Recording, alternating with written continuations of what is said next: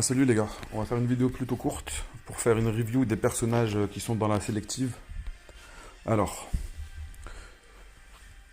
attaque de base 220% dans un cône étroit de 3 mètres devant soi. Inflige 210% de la puissance d'attaque en dégâts critiques dans un cône de 3 mètres devant soi. Inflige l'équivalent de 50% de la puissance d'attaque en dégâts supplémentaires. Honnêtement, ce personnage-là, je ne suis pas spécialement fan. Sa compétence, c'est 280% sur une zone de 3 mètres en éventail, avec en buff seulement pour soi-même, 20% d'auto de coupe puissant.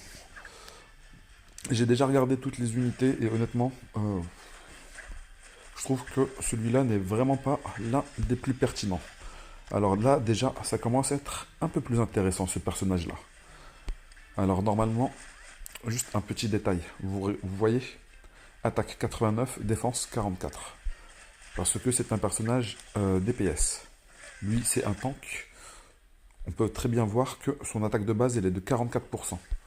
Mais malgré ça, ses dégâts sont basés quand même sur sa puissance d'attaque. En général, ils ont un meilleur ratio, mais ne comptez vraiment pas sur ces personnages-là pour devenir des DPS. Vraiment pas. Parce que plus on va les monter en niveau, plus l'écart d'attaque entre un personnage DPS et un tank va être significatif. Ça va être pareil pour les supports. Après, peut-être qu'il y aura une variation entre les DPS corps à corps et les DPS distance, mais globalement, c'est la même mécanique. Les DPS corps à corps et distance auront une base d'attaque bien supérieure par rapport aux personnages support et tanks. Ce personnage-là reste quand même extrêmement fort. Alors sur son coup critique, diminution de 20% de la puissance d'attaque. Sur sa compétence ultime, qui dure avec 10 secondes de cooldown, en cas d'attaque réussie, attribue l'effet de bouclier. Protection niveau 5 aux alliés pendant 5 secondes. C'est-à-dire dès le début du combat, la compétence va être utilisée et ça va donner un shield équivalent à 25% des PV de ce personnage-là. C'est-à-dire que de ce personnage-là, lorsqu'on va avoir des doublons et que l'on va débloquer les substats, il faudra lui mettre des substats bien sûr en HP. Mais ce n'est pas le plus pertinent. D'ailleurs, je vous déconseille fortement de sélectionner tout de suite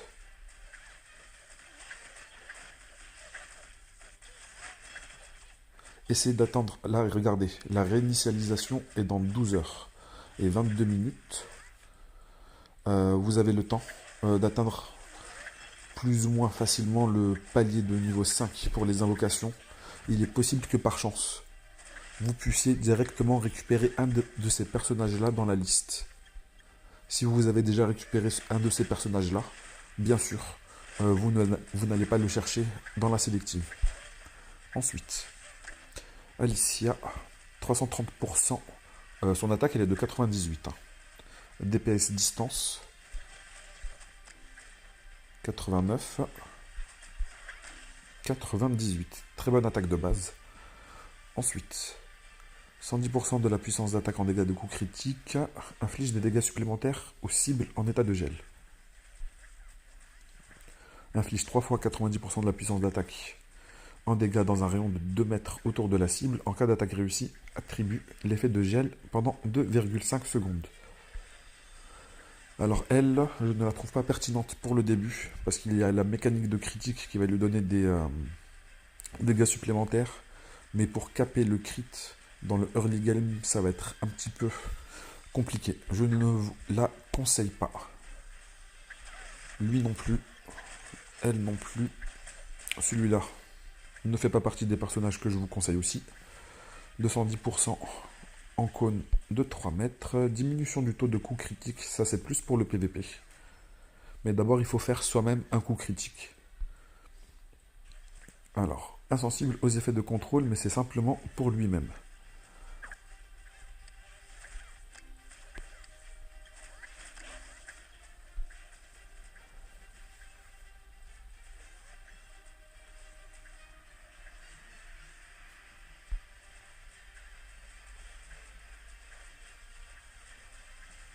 Alors j'ai l'impression que sa compétence nous donne une immunité au contrôle, mais je ne le vois pas sous forme de buff.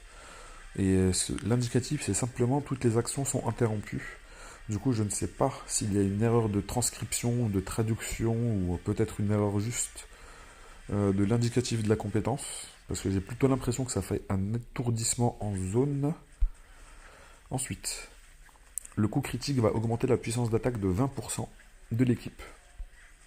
Très intéressant. Très intéressant, mais bien sûr, il faut faire un crit. Alors, augmente de 20% le taux de coup puissant pour soi-même. C'est-à-dire que si un autre membre de l'équipe donne la version de buff d'équipe, ça se cumule. Lui, il va pouvoir augmenter son pourcentage très rapidement. Surtout s'il est assisté par un autre support qui augmente cette même stat. Ensuite,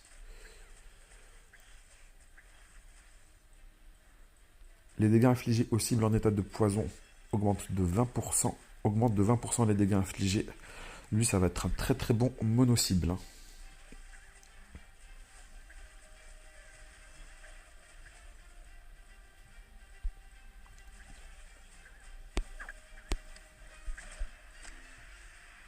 Alors, légende, Galéon. Augmente les dégâts de coups critiques, c'est pareil, ça c'est bien. Lorsqu'on a déjà un support qui augmente le taux de coups critiques.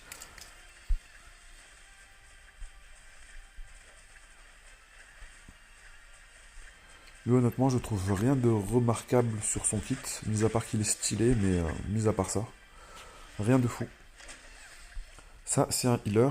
Il faudra le mettre dans la formation à un moment ou à un autre, que ce soit elle ou un autre personnage. On en aura besoin. Alors là, c'est dommage que le buff ne soit pas pour l'équipe, mais simplement pour soi-même. Je trouve ça vraiment pas ouf.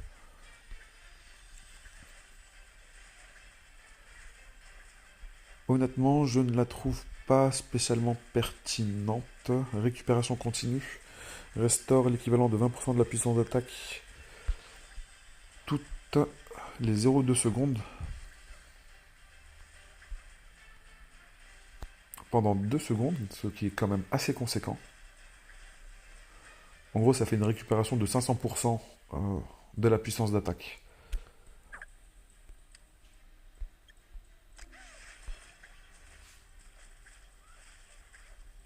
Alors, elle a un très bon ratio, inflige 790% de la puissance d'attaque en dégâts dans un rayon de 1 mètre autour de la cible, sachant que son attaque de base, elle est de 80. Alors, blocage de récupération, diminution de l'esquive. Alors, la diminution de l'esquive, c'est un élément qui va être très important. Même pour le PvE, parce que vos personnages vont devoir affronter l'esquive du boss. C'est-à-dire que si vous lui infligez ce debuff-là, ça va réduire la nécessité de votre équipe d'avoir énormément de précision. Vous pourrez passer des étapes que normalement vous ne pourriez pas passer. Mais bien sûr, il faut pouvoir placer le debuff, qui est un chance de coup critique. Dans le early game, bien sûr, ça va être compliqué, mais ça va être compliqué pour tous les personnages.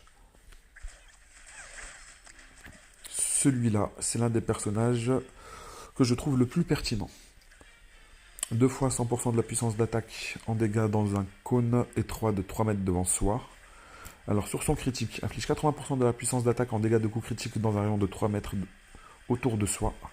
En cas d'attaque réussie, attribue l'effet de renforcement augmentation du taux de coups critiques niveau 5 aux alliés de type courte portée. Courte portée, c'est-à-dire les personnages qui tapent au corps à corps.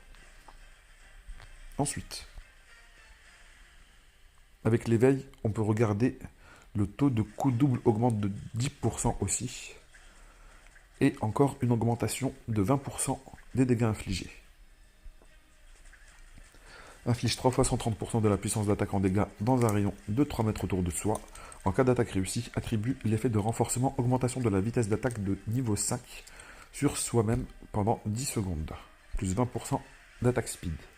Ce qui va lui permettre d'enchaîner rapidement les attaques, de faire proc plus rapidement une attaque critique et de pouvoir buff l'équipe. Pas l'équipe entière, ça va être surtout les personnages au corps à corps. D'ailleurs, je préfère en général les personnages de ce type-là qui donnent ce bonus-là pour les distances. Je sais pas pourquoi, mais c'est une des préférences que j'ai. Mais pour le moment, dans les personnages que l'on a ciblés, enfin qu'on a review, celui-là est extrêmement pertinent. Lui aussi, parce que surtout, il n'a pas besoin de coups critiques pour pouvoir placer le bouclier. Le bouclier qui va être extrêmement important aussi. Juste pour pouvoir encaisser la première vague de dégâts. Pour le PVP, ça va nous permettre d'encaisser les premières compétences des adversaires. Lui, il va être utile en PVP et en PVE. Si vous avez de la chance et que vous le droppez assez rapidement, lui ou lui, je vous conseille de prendre l'un de ces deux personnages-là pour le moment. Si vous droppez lui à travers les invocations normales, vous prenez celui-là dans la sélective. Sinon, vous prenez celui-là pour le premier jour et celui-là pour le deuxième jour. Alors, 2 fois 180% de la puissance d'attaque en dégâts de cible. 260. Désolé les gars. Alors, 260% de la puissance d'attaque en dégâts de coups critiques inflige le saignement. Le saignement, c'est 20% de la puissance d'attaque toutes les 0,2 secondes, c'est-à-dire 100% en 1 seconde. Vu que ça dure 2 secondes, c'est 200%. La compétence, c'est 260% de dégâts directs et 200% sur la durée. Bien sûr, le buff va être refresh si on fait un autre coup critique derrière. 350% de la puissance d'attaque en dégâts dans un rayon de 3 mètres autour de soi. En cas d'attaque réussie, attribue l'effet de renforcement augmentation de la vitesse d'attaque niveau 5, simplement pour soi-même. Alors, si les cibles bénéficient d'un debuff de saignement, on va récupérer 20% des dégâts infligés. Et après, on aura encore une augmentation des dégâts infligés de 20%. Je le trouve pertinent pour le PVP. Ou comme ils disent, combat de boss ou combat de défense. Alors, ici, qu'est-ce que nous avons?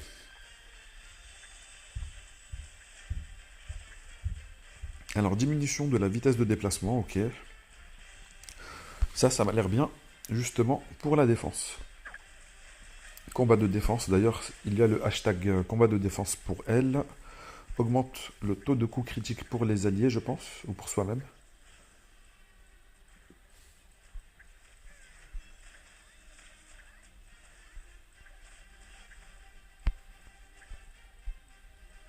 Augmente les dégâts critiques de 20% pour les alliés longue portée simplement. Là, on a vu qu'on a la variation critique pour les corps à corps. Et là, nous avons le buff de team dégâts de coups critiques. Bien sûr, si on peut combiner les deux, c'est magnifique. Si on a la version critique courte portée et dégâts de critique courte portée, on peut directement s'orienter dans une team axée DPS corps à corps. Bien sûr, si nous avons la version inverse, nous allons appliquer l'inverse. Son attaque de base est très forte. 300% sur une attaque de 98 de base, c'est pas mal du tout. Alors, qu'est-ce qu'elle fait? Augmente la défense de 20% pour les alliés. Inflige 290% de la puissance d'attaque en dégâts dans un rayon de 4 mètres autour de soi. En cas d'attaque réussie, attribue l'effet augmentation de la défense niveau 5 à tous les alliés. Ça, c'est cool. Augmente de 15% la résistance aux dégâts. Ça, c'est cool aussi. Augmente de 20% les dégâts infligés. Augmente de 20% le taux de coup affaibli. Alors, je ne sais pas à quoi correspond le coup affaibli. Comme vous pouvez voir dans le descriptif en bas au niveau des statistiques, nous avons le taux de crit 2,25, taux de coup puissant 1,13, taux de coup affaibli 0,13, taux de coup double 0,13, taux de coup triple 0%. Nous avons pu voir déjà des personnages qui ont dans leur kit une augmentation des coups doubles, des coups puissants aussi. Nous avons aussi vu ça à travers le personnage qui est dans ma formation. C'est un personnage d'unité inférieure en plus. Bref. Honnêtement, pour le PVP, je trouve qu'elle va être pertinente en combinaison de celle-ci. Elle qui va appliquer le shield, elle qui va augmenter la défense de l'équipe, ce qui va faire que le shield va être plus difficilement cassable. Il n'y a pas de spécificité, c'est à tous les alliés ici. Alors, augmente la précision. Ça va être un personnage, on va tous devoir l'avoir dans notre formation. Le cooldown est de 10 secondes, le buff dure 10 secondes, augmente la précision de 20%. Si on rajoute le debuff qui réduit l'esquive de la cible. Et ça va nous faire un gap à peu près de 40% de précision à générer en moins.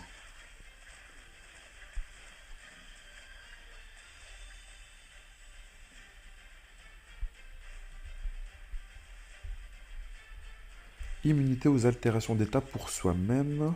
Ok. Elle est là vraiment pour donner ce buff.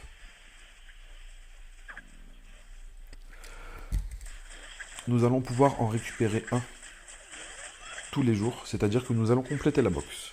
La question, ce n'est pas de savoir quel personnage nous allons prendre ou pas, c'est dans quel ordre nous allons prendre, parce que nous allons tous les avoir. Honnêtement, celle-ci ou celle-ci, pour commencer le jeu. Moi, je vais plutôt partir, je pense qu'il y a de fortes chances que je parte sur ce Pokémon-là. Après, c'est vrai que pour avoir un peu plus de DPS, elle est vraiment très forte. Je crois que je vais plutôt prendre celle-ci en premier, pour avancer un peu plus dans le PvE. Deuxième, ça va être Ariel. Forte chance que Ophélia, je la récupère après. Mais entre-temps, nous allons atteindre le 3e jour pour récupérer le 3e Pokémon.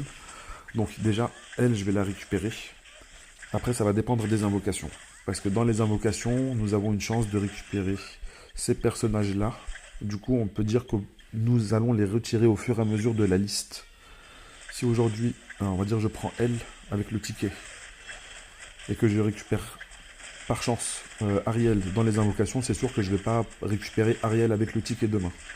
Je vais directement récupérer Ophélia ou un personnage comme Lucienne, Vanessa aussi. Si on se base juste sur le descriptif de la compétence, normalement c'est censé être un stun et pas une immunité aux affaiblissements. Parce que l'immunité aux affaiblissements, nous l'avons vu juste ici. Non, c'est pas affaiblissement, c'est aux altérations d'état. Quelle est la différence? Peut-être que c'est juste une différence de traduction. Je pense que c'est plutôt ça.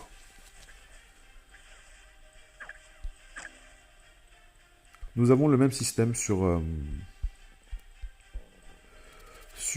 Seven Night Idol Adventure. D'ailleurs, les personnes qui ont joué sur ce jeu-là vont partir avec un très très gros avantage parce que tout ce que je suis en train de dire, nous l'avons déjà en fait en tête. Ça, c'est le pourquoi du comment les doublons des personnages sont très importants. Personnage de base avec une étoile, là elle a un doublon, nous avons débloqué le bonus de précision que nous pourrons augmenter. Après, ça va être de la du dégât de coup critique, de la résistance critique peut-être, et de l'esquive. Si c'est exactement les mêmes substats que sur Seven Night Idol Adventure, ça va être ces 4 stats là. Ah oui, celle-là aussi est vraiment très très forte. 300% sur l'attaque de base avec une attaque de 98. C'est vraiment très fort. 280. Même si lui, il est vraiment fort aussi. On va dire dans le top 5. 1, 2, 3. Ou si vous voulez plus de DPS, peut-être celle-ci. Dégâts crit alliés, ou comment elle donne des dégâts crit. Augmente le taux de crit, mais ça va être avec l'éveil niveau 7. C'est-à-dire qu'il faudra 2 autres doublons. Parce que normalement elle a 5 étoiles, après ça va être 6 étoiles, 7 étoiles. Augmente les dégâts infligés de 20%. Non, les dégâts crit, c'est juste pour les longues portées.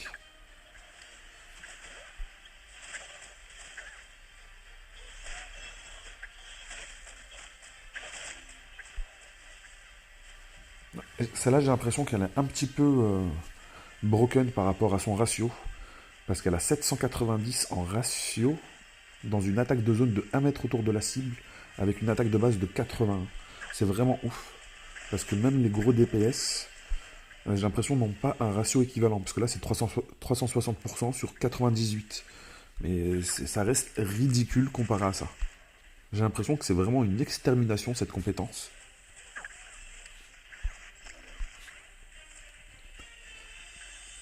Alors, en parlant d'extermination, attaque de base 80, 3 fois 360%, les gars.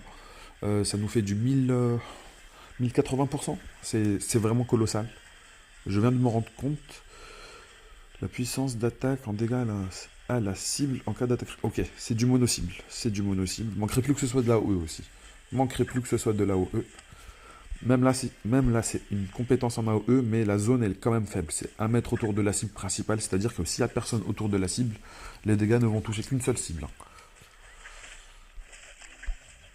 420%, mais là, l'attaque elle est de 44. C'est pour ça que je vous dis, pour les tanks, là, il faut vraiment pas se baser sur leur ratio de dégâts. Même le 560%.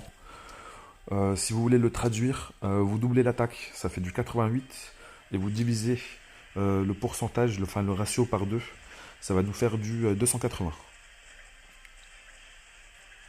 280 sur du 88 d'attaque, ce n'est pas spécialement remarquable.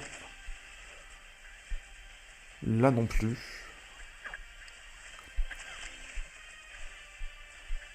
Là non plus, ces ratios ne sont pas spécialement ouf. 3 fois 280, ça va nous faire du 690 et du 320 ici. Ok.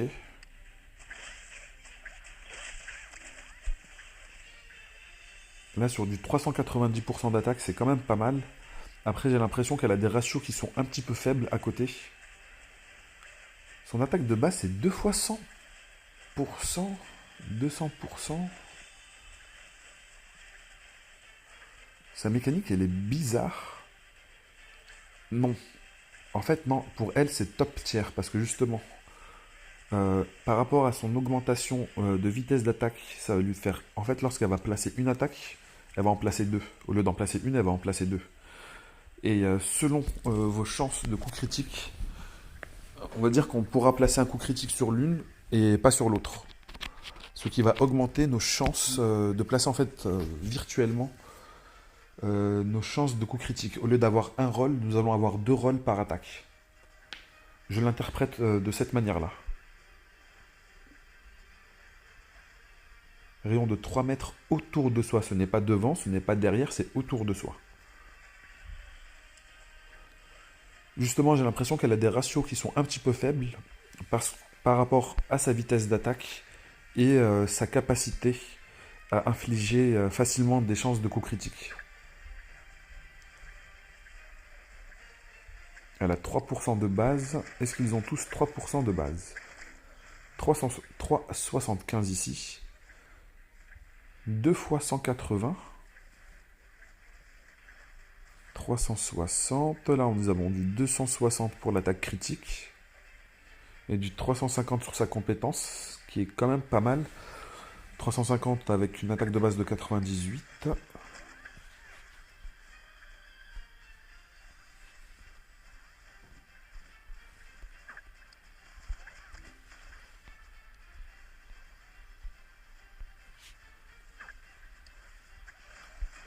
Elle est vraiment juste pour tanker, hein, pour mitiger les dégâts.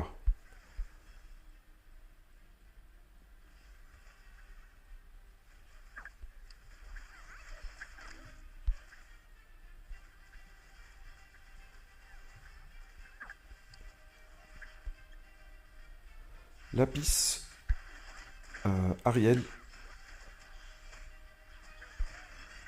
Ophélia,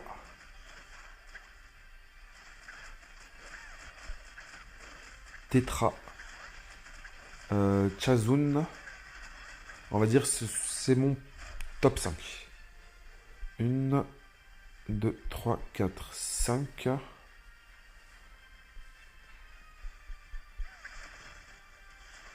Après, il y a celle-ci qui m'a l'air très forte aussi par rapport à son attaque de base et le ratio de ses compétences.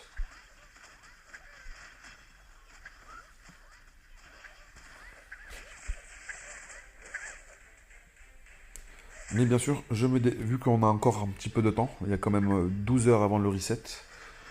Enfin, pas le reset, mais le cooldown pour le deuxième jour. Et j'ai encore un petit peu de temps pour me décider. Au niveau des invocations, j'en suis à 1480, 1510, plus que 490, bon, même 480.